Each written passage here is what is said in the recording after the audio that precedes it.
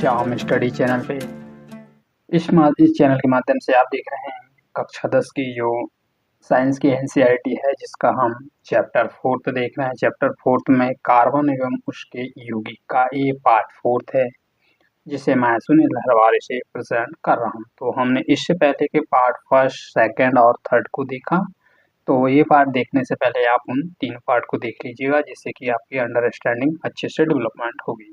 तो चलिएगा हम फिर स्टार्ट करते हैं कि आज हमको क्या क्या देखना है पार्ट 4 में, कि जो जितना बचा है आज हम 1 या 2 पार्ट में से पूरा कंप्लीट करने की कोशिश करेंगे। तो चलते हैं फिर हम सीधे अपने पार्ट 9 है इसके बारे में, कि हमने जहाँ से इसको छोड़ा था वहीं से आगे हम स्टार्ट करने वाले हैं। तो इसे हम देखते हैं कि यहाँ कहाँ से हम देखते हैं इसके आगे। तो हम सबसे पहले देखते हैं कि भिन्न दरों से आगे बढ़ती हैं जो कि अभिक्रिया को प्रभावित नहीं करते हैं। निकेल उत्प्रेरक का उपयोग करके साधारणतः वनस्पति तेलों के हाइड्रोजनीकरण में इस अभिक्रिया का उपयोग होता है।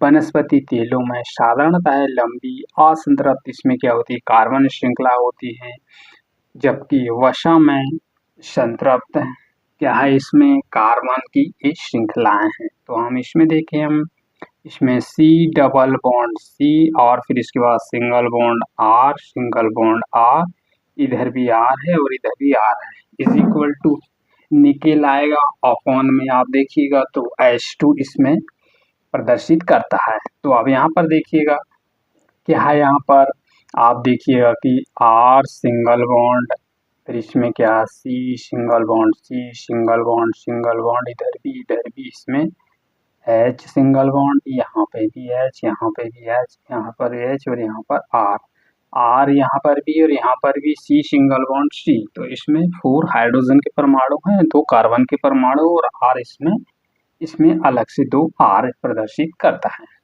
तो आपने यहाँ पर देखा, फिर इसमें देखा होगा कि कुछ विज्ञापनों में कहा गया है वनस्पति तेल में श्वासवर्धक, मतलब कि जो वनस्पति का तेल है तो है वह कैसा होता है, वह श्वासवर्धक होता है। साधारणतः जंतु वसा में संतृप्त वसा अम्ल होते हैं, जो साधारणतः स्वास्थ्य के लिए हानिकारक माने जाते हैं। भोजन पकाने के लिए आप असंतृप्त वसा अम्लों वाले तेलों का उपयोग करना चाहिए। फिर इसमें देखें हम, इसमें 4.3.4 में इसमें प्रतिस्थापन की अभिक्रिया क्या है, इसके बारे में देखें। संतृप्त हाइड्रोकार्बन अत्यधिक अभिक्रिया होते हैं। इस अधिकांशतः अभिकर्मक की उपस्थिति में अक्रिय होते हैं। हालांकि सूर्य के प्रकाश की उपस्थिति में अति तीव्र अभिक्रिया में क्लोरीन का हाइड्रोकार्बन में संकलन होता है। क्लोरीन एक एक करके हाइड्रोजन परमाणु का प्रतिस्थापन करती है और इसको प्रतिस्थापन अभिक्रिया कहते हैं। इसमें क्लोरीन को हाइड्रोजन क्या करते हैं, इसमें प्रतिस्थापन करती है। इस अभिक्रिया को ही हम क्या कहते हैं, इसको प्रतिस्थापन की अभिक्रिया कहते हैं। क्योंकि एक प्रकार का परमाणु है अथवा परमाणु के समूह जो दूसरे स्थान पर स्थान लेते हैं। साधारणतः यहाँ पर देखें उच्च समजातीय एल्केन की और उनके अनेक उत्पादों का निर्माण होता है। इसमें समजातीय एल्केन में उनके अनेक उत्पादों का इसमें क्या होता है, इसमें निर्माण होता है। यहाँ पर इसका फार्मूला देखिएगा, CH4 + Cl2 is equal to प्रकाश में यानी सूर्य के प्रकाश की इसमें उपस्थिति को प्रदर्शित करता है, is equal to CH3Cl + HCl। तो अब इसमें देख लें हम, इसमें कुछ प्रश्न दिए गए जिसको आपको हल करने की कोशिश कीजिएगा। फर्स्ट क्वेश्चन में एथेनॉल में एथेनाइक का परिवर्तन की अभिक्रिया की ऑक्सीकरण की अभिक्रिया क्यों कहते हैं। ऑक्सीजन तथा एथाइन के मिश्रण में वेल्डिंग के लिए किया जाता है। क्या आप इसमें पता कर सकते हैं, एथाइन तथा वायु के मिश्रण में उपयोग क्यों नहीं होता है। इसके बारे में आप जो थ्योरी में देखा उसको आप यहाँ क्वेश्चन के रूप में उसका आंसर लिख सकते हैं। 4.4 में दिया गया है कि कुछ महत्वपूर्ण कार्बन यौगिक हैं एथेनॉल तथा एथेनॉइक अम्ल। इसमें क्या है, एथेनॉल अम्ल और एथेनॉइक अम्ल, ये दोनों को इस प्रकार से इनको दिखाया गया। फिर इसमें अनेक कार्बन यौगिक हमारे लिए अनमोल होते, मतलब इसके जो कार्बन के यौगिक है वो हमारे लिए कैसे हैं, अनमोल हैं। किंतु यहाँ हम व्यावसायिक रूप में महत्वपूर्ण दो यौगिकों के एथेनॉल और एथेनॉइक अम्लों के गुणधर्म का अध्ययन करेंगे। तो इसमें देखें हम 4.4.1 एथेनॉल एथेनॉल के गुणधर्म की एथेनॉल के क्या गुणधर्म है। एथेनॉल कक्ष के सम यानी कि ताप का द्रव्य अवस्था में होता है। एथेनॉल के गलनांक तथा क्वथनांक के लिए सारणी 4.1 में देखिएगा। सामान्यतः एथेनॉल को अल्कोहल भी कहा जाता है। एथेनॉल को क्या कहा जाता है, अल्कोहल कहा जाता है। तथा यह सभी अल्कोहलों के वे पदार्थ महत्वपूर्ण क्या है, ये अवयव होते हैं और इसके अतिरिक्त यह एक क्या बनते हैं, यह एक क्या होता है, अच्छा विलायक होता है। कौन होता है, इसका विलायक होता है और इसलिए इसका उपयोग आयोडीन, कफ, सिरप, टॉनिक जैसी औषधि में किया जाता है, यानी कि होता है। एथेनॉल की किसी भी अनुपात में जल को मिलाया जा सकता है, जल में मिलाया जा सकता है, किंतु तनु एथेनॉल की थोड़ी सी मात्रा लेने पर इसमें नशा आ जाता है। मतलब कि किसमें, तनु में आप थोड़ी सी एथेनॉल की मात्रा लेंगे तो उसमें क्या आ जाएगा, नशा आ जाएगा। हालांकि अल्कोहल जो पीना निंदनीय, मतलब कि जैसे अल्कोहल पीना यह एक निंदनीय है, लेकिन समाज में बड़े मात्रा में यह प्रचलित है। अल्कोहल बोले तो शराब, लेकिन यह शुद्ध एथेनॉल, परिशुद्ध एथेनॉल की थोड़ी सी मात्रा इसमें घातक सिद्ध होती है। मतलब कि परिशुद्ध अल्कोहल जो होता है उसकी थोड़ी सी मात्रा इसमें कैसी होती है, घातक सिद्ध होती है। काफी समय तक अल्कोहल का सेवन करने के से स्वास्थ्य में संबंधित कई समस्या उत्पन्न हो जाती है। मतलब कि जो लोग ज्यादातर एथेनॉल का उपयोग करते हैं उनको ज्यादातर यह क्या, स्वास्थ्य संबंधी कुछ इसमें समस्या उत्पन्न होने लगती है। फिर यहाँ पर देखिएगा क्रियाकलाप 4.6 में, अब देखें इसमें शिक्षक के द्वारा प्रदर्शन। ये शिक्षक क्या प्रदर्शन करते हैं, लगभग 2 चावल के आकार के बराबर सोडियम के एक छोटे से टुकड़े को एथेनॉल या परिशुद्ध अल्कोहल में डालिएगा। क्या आप प्रेक्षित करते हैं, उत्सर्जित गैस की आप कैसे जांच करेंगे। एथेनॉल की अभिक्रिया सोडियम के साथ की अभिक्रिया Na plus CH3CH2OS is equal to CH3CH2ONA plus H2। क्या है ये, सोडियम एथॉक्साइड सोडियम एथॉक्साइड। फिर इसमें देखिएगा अल्कोहल सोडियम की अभिक्रिया कर हाइड्रोजन द्वारा गैस उत्सर्जित करता है। एथेनॉल के साथ अभिक्रिया का दूसरा उत्पाद सोडियम एथॉक्साइड बनाता है। क्या आप बता सकते हैं कि कौन सा दूसरा पदार्थ से धातु की अभिक्रिया का कर इसमें हाइड्रोजन बनाता है।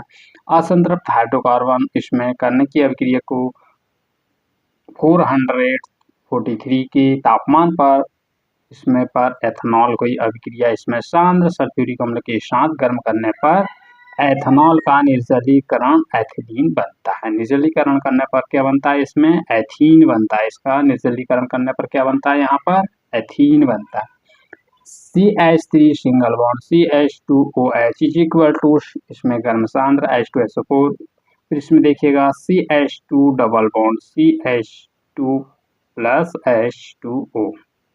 तो इस अभिक्रिया में सल्फ्यूरिक अम्ल का निर्जलीकरण के रूप में काम करता है, जो कि एथेनॉल से जल को अलग कर देता है। फिर यहाँ पर देखिएगा आप इसमें सजीव में देखिए, सजीव प्राणियों में पर अल्कोहल का क्या प्रभाव पड़ता है। जब अधिक मात्रा में एथेनॉल का सेवन किया जाता है तो उपाचयिक अभिक्रिया कैसी हो जाती है इसमें धीमी। मतलब कि जब इसमें देखें कि अल्कोहल का ज़्यादा सेवन करते हैं तो इसमें उपाचयन की अभिक्रिया कैसी हो जाती है, धीमी हो जाती है तथा केंद्रिका तंत्र इसमें कमजोर हो जाता है और इसके द्वारा फलस्वरूप समन्वय की कमी, इसमें मानसिक सुविधा उद्दीपन, समानता, आर्द्रवन्नी कम हो जाना या भाव शून्यता आती है। यद्यपि व्यक्ति राहत में महसूस करता है, लेकिन उसे पता नहीं चलता है कि सोचने समझने की क्षमता पर इसमें मांसपेशियां कैसी होती है, इसमें बुरी तरह प्रभावित होती है। एथेनॉल के विपरीत मेथेनॉल में थोड़ी सी मात्रा लेने पर इसकी मृत्यु भी हो सकती है। किसकी, मेथेनॉल की। एथेनॉल की विपरीत यदि हम मेथेनॉल की थोड़ी सी भी मात्रा लेना उसमें आप देखोगे कि इसमें मनुष्यों की क्या हो सकती है, मृत्यु भी हो सकती है। यकृत में मेथनॉल ऑक्सीकृत होकर मेथनॉल बन जाता है। मेथनॉल यकृत की कोशिकाओं के घटकों के साथ इसमें आप शीघ्रता से अभिक्रिया इसकी कैसी होती है, इसमें अभिक्रिया के बारे में देखें। अभिक्रिया करने लगता है तो इसमें क्या प्रोटोप्लाज्म को उसी प्रकार स्कंदित हो जाता है जिस प्रकार आप इसमें पकाने वाले अंडा को स्कंदित होते हैं। इसमें अंडा भी कैसा हो जाता है, इसमें स्कंदित हो जाता है। मेथनॉल चातुष्क तंत्रिका में कुछ को प्रभावित करता है। मेथनॉल क्या अंधा हो सकता है। एथेनॉल एक महत्वपूर्ण औद्योगिक विलयन है। औद्योगिक उपयोग के लिए इसमें तैयार एथेनॉल का दुरुपयोग को रोकने के लिए इसमें मेथनॉल जैसा इसमें क्या होता है, इसमें जहरीला पदार्थ मिला दिया जाता है जिससे कि यह पीने योग्य ना रह जाए। इसमें अधिक जहर मिला दिया जाता है, क्या हो जाता है, इसमें पीने योग्य नहीं होता। अल्कोहल की पहचान करने के लिए हम रंजक को मिलाकर इसमें नीला रंग बना देते हैं और यह विष क्या हो जाता, विकृत होकर अल्कोहल कहा जाता है। कौन सा, विकृत अल्कोहल इसे कहते हैं। तो फिर इसमें देखें हम एथेन के रूप में, ईंधन के रूप में किसका, अल्कोहल का किस तरह से उपयोग करते हैं। गन्नासुर के प्रकाश में रासायनिक अभिक्रिया से बदलने के कारण इसमें सर्वाधिक इसमें सूक्ष्म होता है। गन्ने का रस मोसेसल्स या सिसस के द्वारा बनने के उपयोग में लाया जाता है और फिर इसकी किण्वन करके अल्कोहल एथेनॉल जैसा इसमें तैयार किया जाता है। कुछ इसमें पदार्थ हैं और अल्कोहल के पेट्रोलियम मिलाकर इसे क्या स्वास्थ्य ईंधन के रूप में इस्तेमाल किया जाता है। इसमें क्या, पेट्रोलियम मिलाकर ईंधन में इसमें क्या होती है, पर्याप्त ऑक्सीजन होने पर केवल कार्बन डाइऑक्साइड एवं जल इसमें उत्पन्न करता है, किसमें, ईंधन पर। और आप यहाँ पर देखिएगा कि फिर इसमें 4.4.2 में एथेनॉल के एथेनाइक के गुणधर्म की, एथेनाइक के कौन कौन से गुणधर्म इनके बारे में देखते हैं। एथेनाइक अम्ल सामान्यतः एसिटिक अम्ल कहा जाता है। फर्स्ट पॉइंट यहाँ से हो गया कि एथेनाइक अम्ल को क्या कहा जाता है, एसिटिक अम्ल कहा जाता है। सेकंड देखिएगा, यह है कार्बोऑक्सिल। कार्बोऑक्सिल का समूह होता है, क्या होता है, यह कार्बोऑक्सिल का समूह के रूप में संबंधित होता है जो कि एसिटिक अम्ल या 3 से लेकर 4% तक विलयन पर या सिरका कहा जाता है। इसे उपचार के परिरक्षक के रूप में इस्तेमाल किया जाता है। यहाँ से देखिएगा इसका अगला पॉइंट कि इसे अचार है जो अचार में इसमें परिरक्षक के रूप में इसका इस्तेमाल किया जाता है। और शुद्ध एथेनाइक इसमें देखिएगा शुद्ध एथेनाइक अम्ल का गलनांक 290 के होता है। कितना होता है, शुद्ध एथेनाइक अम्ल का गलनांक 290 के होता है। यहाँ से आपका एक ऑब्जेक्टिव तैयार हो गया क्या कि यहाँ शुद्ध एथेनाइक अम्ल का, इसमें देखिएगा शुद्ध एथेनाइक अम्ल का गलनांक कितना होता है। इसमें देखिएगा यहाँ पर आप इसको मार कर लीजिएगा, जो मैं हाईलाइट कर रहा हूँ यहाँ से यहाँ तक, ठीक है। और फिर इसमें देखें हम शुद्ध के रूप में इसका उपयोग कर सकते हैं और गलनांक के रूप में आप यहाँ पर भी इसको देख सकते हैं कि किस तरह से हम इसका उपयोग कर सकते हैं। और फिर इसमें कार्बन के यौगिकों में और सर्व अभिलक्षण की अभिक्रिया को अम्लीयता कहते हैं। हालांकि यह अम्लों के इसमें विपरीत क्या होता है, इसमें कार्बोक्सिल अम्ल की दुर्बलता अम्ल के कारण होता है, जैसे कि आप इसमें हाइड्रोक्लोरिक को पूरी तरह से आयनीकृत कर सकते हैं। फिर इसमें देखें हम क्रियाकलाप 4.7 में देखें क्या है इसमें कि लिटमस पत्र को सर्वाधिक सूचक का उपयोग तनु एसिटिक अम्ल या हाइड्रोक्लोरिक अम्ल pH का मान की तुलना कीजिएगा। क्या यह लिटमस परीक्षण में दोनों अम्ल कैसे होते हैं, सूचित होते हैं। सर्वाधिक सूचक में क्या दोनों अम्लों में होने वाली इसमें पता लगा सकते हैं। इसके बारे में आप यहाँ पर देखिएगा, जैसे कि इस डायग्राम में बताया गया है कि इसमें एस्टर का निर्माण करते हैं, एक स्टैंड बना देता है और फिर इसमें क्या लगी होती है, यहाँ पर बर्नर लगा होता है, फिर नीली लौती पाई लगी होती है इस तरह से, और बर्नर लगा और विस्तार की है जाल लगी होती है और फिर एक बीकर होता है, इसमें जल भर लिया जाता है और अभिक्रिया का मिश्रण को परख नली की सहायता जब नीली लौ से इसे जलाया जाता है तो उसमें सब क्रिया के द्वारा इसे बना लिया जाता है। क्रियाकलाप 4.8 में एक परिक नली को शांत सल्फ्यूरिक अम्ल की कुछ बूंदे 1 ml या 1 ml इसमें एथेनॉल या शुद्ध परिशुद्ध अल्कोहल को ग्लूकोसिक एसिटिक अम्ल में दीजिएगा। कम से कम या 5 मिनट के बाद ही इसमें ऊष्मक की गर्म करें, जिसमें 4.1 में इसको दिखाया गया अम्ल से बीकर की सहायता से इसमें 20 से 30 ml इसमें जल का मिश्रण कीजिएगा। तो आप फिर यहाँ पर देखिए, फिर इसमें देखें हम एथेनॉइक अम्ल की अभिक्रिया की, एथेनॉल अम्ल की क्या अभिक्रिया है इसके बारे में देखें हम। तो इसमें देखिएगा आप यहाँ पर कि ईस्टर अभिक्रिया, ईस्टर मुख्य रूप से अम्ल अल्कोहल की अभिक्रिया से निर्मित है। एथेनॉइक अम्ल की किसी भी उत्प्रेरक की उपस्थिति में परिशुद्ध एथेनॉल की अभिक्रिया करके इसमें ईस्टर का निर्माण करते हैं। किसकी अभिक्रिया करके? इसकी कौन सी? एथेनॉल की एथेनॉइक अम्ल से उत्प्रेरित करने पर यह उपस्थित परिशुद्ध अल्कोहल की अभिक्रिया को ईस्टर कहते हैं। यहाँ पर देखिएगा आप CH3 single bond COOH plus CH3 is single bond CH2OH is equal to अम्ल। फिर यहाँ पर single bond C double bond O single bond CO single bond CH2 single bond CH3 plus H2O क्या बना? यहाँ पर ईस्टर बना, ethanol बना और एथेनॉइक अम्ल बना। तो इसमें सामान्यतः ईस्टर की गंध मृदु होती है। इसका उपयोग इत्र बनाने एवं स्वाद उत्पन्न करने वाले कारक के रूप में किया जाता है। सोडियम हाइड्रोक्साइड से अभिक्रिया के द्वारा एक 4 ईस्टर पुनः अल्कोहल की एवं कार्बोक्सिल अम्ल का सोडियम लवण बनता है। इस अभिक्रिया को साबुनीकरण की अभिक्रिया कहते हैं, क्योंकि इससे साबुन तैयार किया जाता है और साबुन दीर्घ श्रृंखला वाले कार्बोक्सिल अम्ल सोडियम अथवा पोटेशियम का निर्माण करते हैं। फिर यहाँ पर देखिए CH3COO C2H5 is equal to NaOH C2H5OH plus CH3COO Na। इसमें देखें क्षारक के साथ अभिक्रिया करके अभिक्रिया अम्ल के भांति एथेनॉइक अम्ल सोडियम हाइड्रोक्साइड जैसे ऑक्सीकारक अभिक्रिया करके इसमें लवण एथेनॉइक एसिटेट अम्ल बनाता है।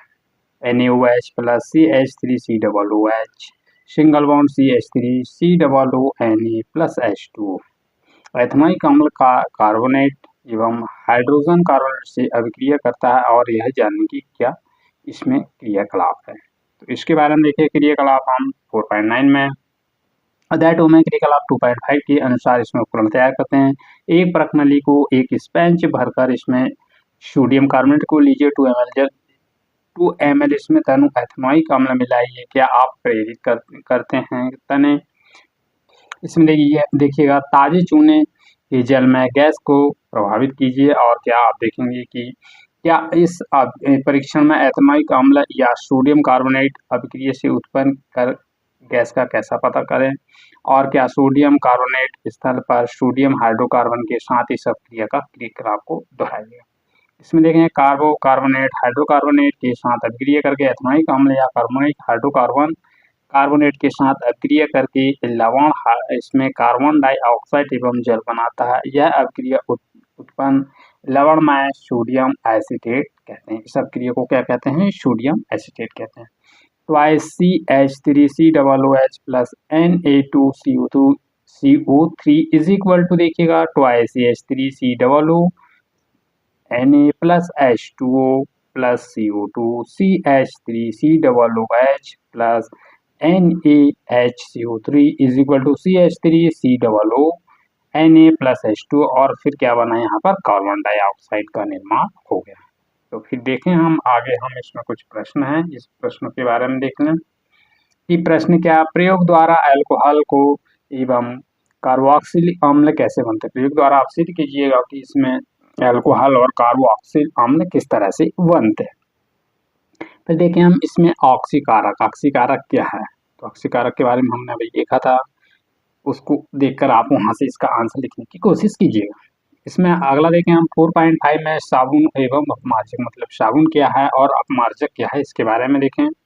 क्रियाकलाप 4.10 दोनों में से एक एक बूंद तेल की पाक डालिएगा A, B और फिर परख नली B साबुन के तेल से घोलकर इसमें बूंदे डालिएगा। दोनों परख नली के समान समय तक जोर हिलाइएगा।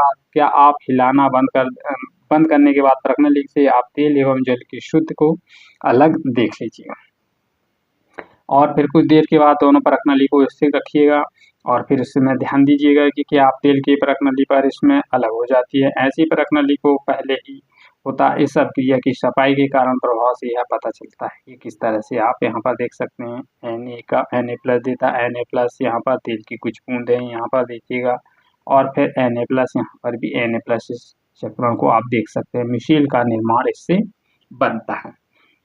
फिर देखिए हम इसमें तेलीय होते हैं। इसमें क्या आप जानते हैं कि तेल में पानी की अघुलनशील है और साबुन के अणु लंबी श्रृंखला वाले कार्बोक्सिल अम्ल में के सोडियम एवं पोटेशियम लवण होते हैं साबुन का आयनिक भाग में, जबकि कार्बन श्रृंखला तेल में पारस्परिक अभिक्रिया करते हैं। इस प्रकार साबुन के अणु मिशेल तैयार करते हैं और फिर अणु इसमें एक शिरा तेल के कण की ओर आयनिक शिरा इसमें बाहर की ओर इसमें पानी को इस तरह से मिलाते हैं।